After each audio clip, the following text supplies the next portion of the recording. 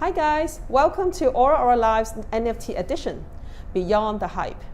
After presenting over 40 episodes in the past year or so, chatting with experts and artists from the field of contemporary art, in 2022, we bring to you a fresh new edition of Ora-Ora Live on the explosive developments of NFTs and the metaverses.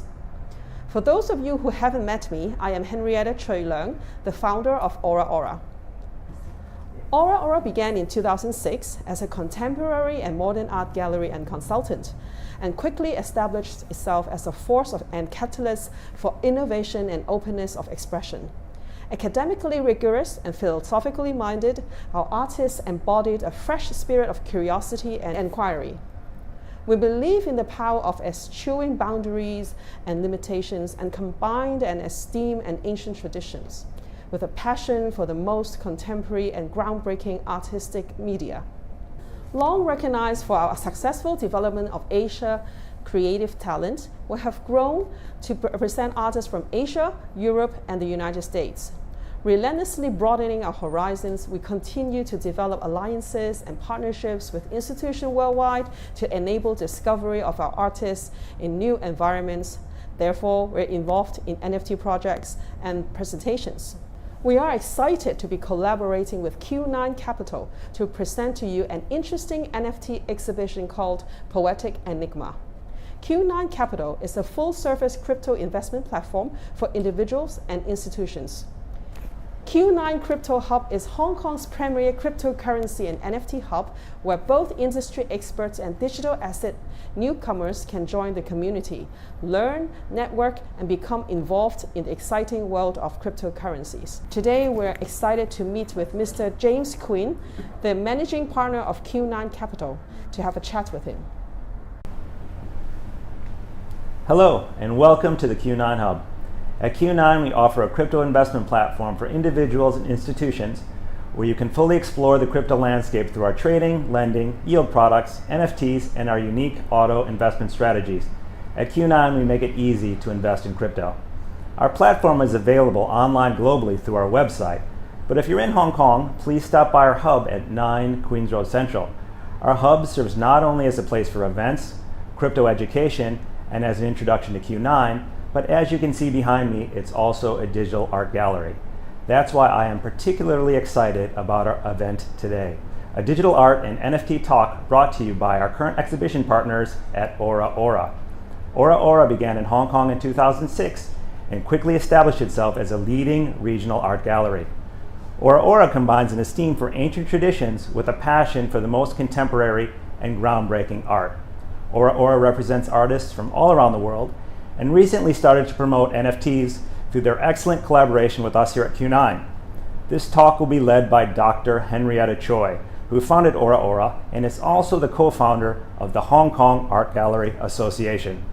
Henrietta has successfully launched the international careers of many contemporary artists and led exhibitions across major museums and art fairs globally. That's why today we're going to have an NFT, Web3, and talk right here at the Q9 Hub. Please enjoy this fascinating conversation. Yay. It's great to have Mr. James Quinn with me today. James Quinn is the managing partner of Q9 Capital, and I'm really glad that we can chat today. Thanks. Before we start, James, do you mind if I introduce you a little bit? Oh, please. Sure. James is a very seasoned leader and an entrepreneur, having led financial services, businesses, and new ventures across multiple asset classes in Asia, North and South America. He has almost 25 years of experiences in capital markets with a focus of client service, trading, and risk management. Before joining Q9, James was the head of the markets at Kinetic Capital, a crypto and blockchain-focused firm in Hong Kong, and previously served as an MD at Deutsche Bank in equity derivatives, leading the index trading business across APAC, and held other senior positions in other banks. Wow, I'm honored. Thanks, Henrietta. To be here with you, collaborating. But can you please first tell us a bit more about Q9 and Q9 Crypto Hub's initiatives? Sure. So Q9 is an investment platform. We're focused on the new customer into crypto that's looking to make an investment and really discover the space. A lot of our clients tend to be ones who've made a few investments into digital assets or crypto before, or maybe this is their first time. they may be super seasoned in other investment classes, and we cover everyone. Everything you do on Q9 is quite easy. Automated investing, we have spot trading, we have yield products, we have borrow and lending. So once you get onto the platform, you can do everything, including NFTs. And you mean that I can actually get like interest in if I deposit some cryptocurrency with that's you? Right. That's right. So you can earn interest on what if you lend some Bitcoin or ETH or stable coins to us, and you can do other yield type products, which are quite interesting. All the different spot trading is available as well on the platform. And you mentioned NFT. What can we do like with the NFTs that I own, for example? Yeah, so we can store them on the platform. So depending on what NFTs they are, we do that storage service. I know a lot of people are, and we'll get into that, I'm sure, but a lot of people are kind of storing them on their own, maybe through MetaMask. I did some, just research, and easy to see like DebtRadar, which is like a research data company that looked at different blockchain across the board, and they calculated, and back in 2021 there were a total of 24.9 billion worth of NFT transactions, while the year before it was just around 94.9 million. Yes. Much short than of a billion. Yes. And like, we're really confused, James. Like, since you're here, can you let's go into the very, very basic. Yeah. So a lot of the audience would like to ask, what is an NFT? I can tell you, non-fungible token. Sure. It's something like a security. People told me they will make the art and collectible and my content more secure. Right. But then, what is it exactly? Yeah. So I think it's probably easiest to think about NFTs in terms of simply breaking down the abbreviation. Non-fungible token. So maybe we could break it into the token part, into the non-fungible part. So token is just something representing anything, right? Those existed in the world before blockchain, but in blockchain space, the token's representing something else. So even in cryptocurrency land, BTC is representing transaction on the BTC blockchain. ETH is a smart contract platform, and Ethereum is representing that, right? ETH is representing the Ethereum platform. But when you talk about NFTs, those are not fungible. So an ETH is an ETH is an ETH. And even in the analog world, gold is gold, dollars are dollars. And I give you one ETH, you give me one ETH, I will take it. I don't care if you gave me the same ETH back that I gave to you, as long as you give me one ETH. So it's just like a dollar bill. Yeah, it's just like a dollar bill. What Beeple created was digital art, but that was an authentication piece, so that whoever bought that, they know that they bought the original Beeple piece of art and not simply a copy of it. For a lot of people, like with owning the original or authenticated copy of Mona Lisa, you have the bragging right. That's mine. Right. Yeah. No, it's not cool anymore. And you're actually finding that some of the sites, like I guess on Twitter, they'll make you authenticate before you post certain profile pictures. It proves that that's actually your NFT, right? So that you're not just posting a copy. So when somebody owns it, the platforms are now supporting the protection of those rights. The behavioral side of things are changing also. Yes. And people are not accepting images, right, or profile photos that you are not owning. Yes. Yes. That's interesting. Yeah. How about collectibles? I'm newbie to this, but it looks like at the moment, the hype is all in the collectibles. So right. Why are these collectibles? Right. So, obviously collectibles existed long before NFTs, blockchain, or any of this stuff, like baseball cards, for example, and or other sports paraphernalia. But let's start with baseball cards. It's obviously very interesting to own some unique card that, if a player ended up being great and representing, and people have football cards and different kinds of cards. But NFTs added an extra wrinkle to the collectibles. For example, you could have rights with owning that. So imagine you own the top sports card of your favorite player, and that also gives you the right to go visit them once a year, or get a courtside seat, or a field side seat, to see them, right? And so the NFTs and the blockchain, part of it allows you to connect so many different features to that. So one of sort of the most famous, art/collectible things going on is Bored Apes, right? You might have heard of those, and people are saying, well, the art is kind of cool, but maybe it's not that interesting. But they've come so far in being able to make that a club. And so it's not only the collectible part, but you can also make that a club. So there's just so many features that you can embed into the collectible pieces, which I think people are finding really intriguing. So not only are you having the bragging rights, but you're actually able to share those with maybe some of the other people who bought, you know, similar pieces of art. And so then you think from the artist perspective, and this starts to get kind of crazy, maybe it's actually a feature, not a bug, for the artist to create more than one piece. So it's cool to create, let's say, one Bored Ape. But if you create 100 Bored Apes, they're slightly different than each other, and put all those people in a club, then they can start to do things together. I think that starts to be really interesting, and the economics for creators of all different types are just incredible in NFTs. So exclusive access. Could be, yeah, that's definitely one of the things that people are doing. That's definitely very interesting to know. I also feel that like NFT or collectibles, it seems like to be like a membership card. Yes. Opening the door to a lot of possibilities. Right. And a lot of these projects that the creators talk about their roadmap.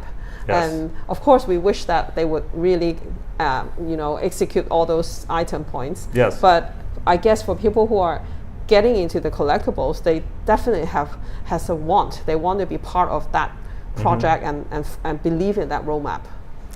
Totally. And I think the creators and everybody working in the space is just skimming the surface of what's possible in terms of granting exclusivity or rights or features, etc., with all these different NFTs in collectibles and other ways as well, even in unique pieces, for example. James, so after talking about the characteristics of NFTs, and we use collectibles to illustrate, but we do certainly see many kinds of classifications, including like gaming, some films and content. Right. I see, of course, in my area, art and whatnot. What are your take in the application of NFTs in these things? Yeah, I think the way that people are using them now tends to be, as you mentioned, in gaming, in art, collectibles get kind of overlap somewhat with art, but also can totally completely be their own thing as well. Sure. And art I use very broadly, music, physical art, digital art, all different types of art, right? So all of those are possibilities. I think what's really interesting on gaming, for example, is your ability to transport, for example, a character with you from game to game. So once you own this in NFT land, you can create games where you could, move from game A to game B with all the skills and powers, etc., that you've built up in a given game. Or you could sell it. Maybe somebody doesn't want to spend all the time and energy getting up to your level, and you could sell them your NFT or what you created in the game, and they can start where they want to start. And there's also sort of pay to play. So people are creating and doing kind of an example of what I just said. They're actually playing these games, building up certain powers, and then basically reselling them to other people, and then doing it again. They're actually making a business out of playing games for a living. It's kind of crazy what you can start to do in games, but again, I think we're just scratching the surface, frankly. On arts, I mean, that is really your area of expertise in terms of the actual art, but sort of the economic applications are pretty incredible, which we can get into. But from a creator's perspective, your ability to create and mint multiple different pieces, copies, right? and pieces. Different copies, or one of 10, or one of one, or want to do different variations, and you can airdrop changes, right? Or give people free art who previously bought art from you, right? And so both the creator of the art and the purchaser can be connected into perpetuity, right? If I own this piece of art and I have this NFT, then the artist can always do something with me in the future. Yeah, and you won't lose your collector because you just make them very interested in following you technically. That's actually increased the value because people get excited. They're like, if I buy this, maybe I get a show at this next artist, what they're coming out with next. Maybe I get first dibs at it. Or they airdrop me a small piece just because I bought original, and maybe that becomes more popular than the first thing. But then the artist can also share in the revenue, which is incredible. That's right. Right. But apart from the arts that and the gaming industry, I want to mention about the land. like the NFT land, which Yes. is incredible. Like there are 2 big ones, but there are more to come. Right. And while some of them were offering free land last year, now they cost millions. Yes. And people are like, large corporations are all taking part into this, and a normal person would be pretty confused when you hear news about like the virtual land costing more than a house in the States. Yeah, I in mean, your neighborhood, I guess it can reach a lot more people, theoretically, than the land is local to wherever it is, but the metaverse is available to everybody. And I think with VR technology, with gaming, with meeting, just think business meetings in the metaverse. What you're doing on Zoom might seem so basic to people in 10 years from now of how you'll do a business meeting, and it might look like you're all sitting in the same place, and maybe you want to have specific land as relates to that, right? Maybe that land will give you extra rights, which is quite interesting. So people don't know how to price this yet. I don't know where the pricing's going around this land, but people realize there's some value in owning something in these metaverses, right? And I think it'll take a while to shake out, but again, I think it's pretty incredible, because when you look at the technology itself, it really does become a true alternative. You're actually socializing with people. There's a lot of people going online, and they're meeting their friends online, and they're doing stuff together in this metaverse. So it's an advanced level of sort of doing these games, where they're just both playing all the same game together, because they can start to create their own game on top of it. They go maybe purchase something, etc. Yeah, and with the land and the utility of it, it becomes a hybrid of the real life and the virtual life. We're totally excited about it. It's incredible.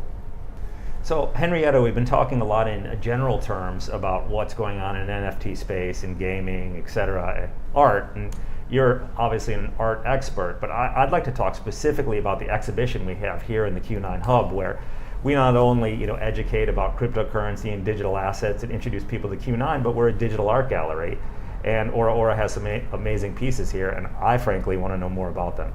Sure, I'll explain. So the exhibition which I curated, Poetic Enigma, alludes to the tendency and to romanticize the things that we do not understand and cannot really experience, giving them attraction to mystery and the unattainable. There's fast technological change around us, standing in opposition to the tendency of provoking disturbing feelings and disorientation. But with this show, we use innovation and to attract the visitors to just dispel this suspicion and try to come and enjoy the sensory and the technological pioneer which our artists have worked so hard on. In the curation, we chose various artists to join us, and out of them, 3 artists in the contemporary art really have a cutting edge. Hangzhou-based artist Peng Jian expounds the ancient Chinese architectural discipline of Jiehua, which is vigorous and meditative. And you can see from his work of the precision and the clarity of mind as it reflected in this very colorful and geometric composition that is balanced and harmonious. By disrupting the ordered universe, the artist introduces the concept of the void. One by one, the geometrical blocks fall out of the picture in reverse Tetris style, lulling viewers back to square one of their existence. Born in Macau and based in Beijing, Cindy Ng reinterprets her contemporary Chinese ink works in sensual, flowing digital creations, promoting much-needed therapeutic serenity for all. Her NFT preserves the unscripted immediacy of her performances, during which she pours, mixes, and activates different kinds of liquids like wine, soy sauce, milk, etc. US-born, Hong Kong-based artist Ernest Chang is the founder of the Stallery, a hybrid gallery and studio. Using cutting-edge visual media, digital innovation, and futuristic elements, Chang's NFTs investigate the themes of contemporary urban life, consumerism, and technology. Using heightened color contrast not to be reproduced is inspired by the legendary Belgian surrealist artist René Magritte. The theme of space exploration offers a respite from an unsatisfying reality, becoming a metaphor for Chang's escape from a mundane existence.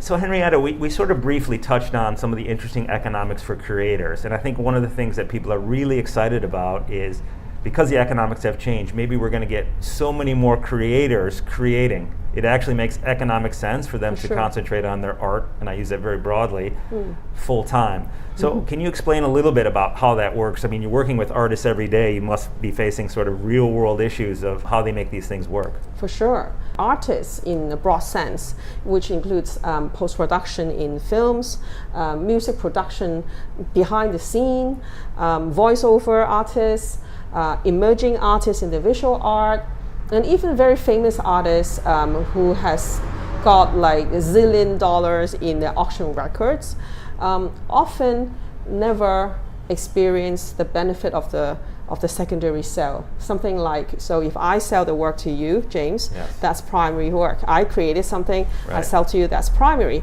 But after you own it for a while, you sell it to anyone else, or you ask the auction house to help you sell, that becomes secondary. So usually, those people that I mentioned, all those creators had nothing to do with it. For the top artists, somehow they will enjoy some economics after that transaction because they may raise the primary prices. But for most part, a lot of these other creators never enjoy royalties. But with the NFTs, especially at the moment with the ETH and Solana, there is an embedded smart contract in the blockchain that goes with that token, right? So with the smart contract, from now on, all the creators who can write in there how much percentage they want as a royalties going back to them whenever there is a trade in the wallet. And that's perpetually automatic. That's theoretically. Amazing. Yeah, that's amazing. Isn't that amazing? That is amazing, right? And often, a lot of amazing people may be at the back end, and now they can take their own lead, not needing to send the portfolio to tons of galleries or production houses, but they can mint their artwork, the music, the content directly through blockchain. And as long as they have their nice marketing brain or team, they can do it themselves. And also, they can reach up to a very young audience who are fast-paced, fast-moving. And I think if this runs well, it's a true decentralization. Yes. I mean, I'm just thinking through this. It seems really exciting because I'm not an art expert, but I definitely remember stories in history of artists who created art for a long time. And for whatever reason, it didn't become popular until they were older and maybe they had stopped creating. And or even after they passed. Even after they passed, right? And then they could start getting paid for that when people actually took an interest in it instead of they had sold it all already for pennies on the dollar and now look at it. That's so amazing. Honestly, for me, I see there's so much possibilities with the smart contract, and that's why we're very much into learning about it. Yeah, I think what you're saying is what's getting people really excited about NFTs, to be honest. So actually, I have a question from the art point of view, from the artist point of view. Like, how do they go from maybe being, I'll call it an analog artist, to not just being a digital artist, but to selling NFTs, to using this new technology to actually sell their artwork? What steps do they have to go through in order to get to that point and feel comfortable doing it, frankly? Because they're new to the space as well. Yeah, sure, for sure. I've met people artists or creators who might be quite resistant to changes, but others who are quite young and willing to change and willing to try things. To start, I think the first thing is to do your own research. There are lots and lots of resources on YouTube, on the platform website, where you can look and read and to understand. But once you get to a certain knowledge, you need to try to mint it. Actually, a lot of platforms provide standardized smart contract embedded, like by OpenSea you mentioned, and other platforms which you can easily find. The most important thing for the artist to start is to understand the contract details. First of all, it takes you 5 minutes to follow the website and just upload your content, and then you click mint and they will mint it. But the thing is, once your journey started, you can't take it back unless you destroy it, right? Okay. Right. So one need to make sure that you are agreeing to the royalties set and the price. They usually charge you a fee, gas fee, and also the minting cost, and also the royalties. So these are the few things I feel like artists should be careful about. And after that, once it's minted, it's a journey of marketing.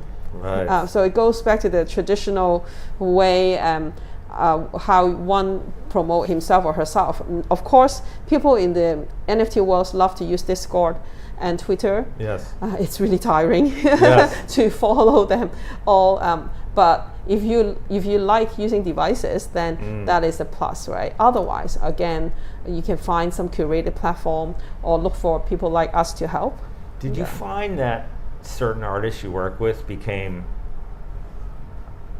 I don't want to say much more successful like it happened overnight, but like they found that this was the place to be for them? Like they started creating these and they're like, wow, being able to market directly on here to my audiences works really well for me. Like discovered something that they couldn't have imagined before. Like I don't know Beeple, but for sure for Beeple, this has been his most successful time of his life. No question. But fundamentally, he had to have spent 5,000 days to make, I would call it graphic design, and people buy the diary. The people actually like the history of what has done, right? So there was this other guy, a young guy from Indonesia, who just took a Zoom, like a selfie every single day for, I don't know, a few hundred days, 500 days.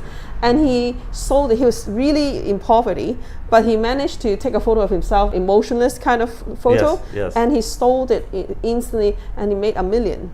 Wow. So these are encouraging stories. Telling you like for people, we may be overthinking things, marketing, whatever, ego. Just create royalty. What you're going to create. The audience will find you. I mean, the audience is so much bigger now. But if you want it bad enough, you can just try. I know. And it's so cheap to try. It's so easy to try. Exactly. Right? Although I guess the artists do have to become, kind of knowledgeable about wallets and transfers and crypto, just like the consumers. That's right. That's right. And they can find Q9 if you can take them. Come on board. So after talking about the benefits of NFTs to creators, and I think fundamental changes to a lot of industries, I'm very curious to learn more about the investors. How can you share with us how the evolution of NFTs would evolve and how they would fit into the investors' portfolio? Wow. I mean, honestly, nobody really knows the answer to that question. And, NFTs at this point are really representing, a lot of creative type of pursuits, right? Gaming might be a little bit different, but digital arts, music, post-film production, if you will. But then there's all these things like, you can NFTs on real estate, right? So maybe we can think about NFTs can represent some things in the real world, and it should not be theoretically easier or more difficult to invest in NFTs representing those things before NFTs were invented. So real estate is real estate investing. It might create some nuances around the NFTs. For example, title might be a lot easier to prove. So maybe buying real estate that could be in dispute would be an easier thing to do in an NFT Save all world. the lawyers' costs. Right. I mean, the smart contract becomes the lawyer, which I think is a whole other conversation, but a very interesting part. But what people are doing right now is really trading, right? They're minting things, they're seeing where they go, and some of them are taking off and they're making a lot of money. And, it's definitely speculative. I don't know how long it's going to last. There will certainly continue to be opportunities on that and betting on, new artists, but also betting on what's going on in platforms and what's trendy. But I think what's really interesting about NFT investments will become sort of what's happening around it. So think about the economics. There was this thing that came out it was years ago called David Bowie bonds, long before. That's right. Right, and in David Bowie bonds, that was really groundbreaking at the time because the basics were there was a bond issued and the backing of the bond was royalties from David Bowie songs. But you needed an investment bank to issue it. It was for professional investors. You can do those economics on a smart contract like that, basically by yourself. So now you think, okay, well, if I can sell off, for example, maybe I'm not the artist, maybe I bought the royalties from a given artist for these types of particular smart contracts, and I use them to back a loan I want. And so now there's lots of sort of financial applications. And I think that's going to be actually one of the big stories of 2022 is people figuring out the financial applications around NFTs. It certainly will be able to make money directly buying this piece of art or that piece of art, but that's not an easy thing to do, to figure out, and you have to really, really be in the community to try to get that right. On the other hand, if you're into digital assets and you're into crypto, buying ETH, buying Solana, buying other layer ones that are servicing NFTs, that serve as the marketplace, that can hold the marketplaces for NFTs, I think is a way to sort of be involved in the space and the growth in the space without necessarily having to be a full-time, player in the NFT ecosystem, if you will. That's a great suggestion. But if you talk about NFTs as an investment products, what kind of return, if one is holding it, what kind of return will one potentially get? You're getting, right now people are getting crazy returns, 10x, 100x, etc. Depends on the NFT, right? They're super speculative. But that's not the sort of thing you build an investment portfolio on. I certainly, if you have some capital to speculate with, that's a place that people are speculating and doing really well. And digital assets and crypto has been going sideways to a little bit lower recently, and NFTs have continued to be hot. But I do think long term, the actual investments in the NFTs will be a bit more niche. Depends on your knowledge of the space. But all the sort of what they used to like to call picks and shovels around NFTs, I think, will continue to be very exciting. And how are NFTs linked to the development of Web 3.0, and what would that mean to investors? So Web 3.0 is really about owning it yourself, being decentralized, right? And so the NFTs, like we just talked about, a lot of the economics, they all fit into Web 3.0. Right. If I can create that smart contract for the new David Bowie bonds in a minute, that's very Web 3.0. Right. David Bowie bonds were before Web 2.0. But in Web 2.0, that's controlled by one of the big players who sort of owns the entire network. What you're doing here is you're able to create the network effect very quickly in Web 3.0, but the owners of the network is everybody participating in the network, not just one company who created it and owns the entire network effect. And allegedly, it makes it impossible to be shut down. Allegedly. Who knows, but it's certainly harder. What we saw is different regulation changes around BTC over the years, and that just continued to get stronger and stronger. NFT should be no different, and in fact, NFTs are non-fungible. They're each unique. One of the things that people like is they feel super comfortable on a regulatory basis, not to just trade these, but to own them, create investment products around them, because, art isn't a regulated industry, in the traditional sense. So for newbies, how should they consider starting to buy some NFTs? It's a good question. Maybe I could throw it back to you, but I'll start. I think what people normally do, if they're really new, is they're coming in and looking at a particular piece they're interested. They're either like buying it directly from Q9, we have it right here in the gallery, which is a lot of interesting pieces, or they're going on a marketplace like an OpenSea or something like that, and seeing something they like. Then after that, if they haven't hooked up their own MetaMask wallet and are storing it in there, they have to think about where they want to store it.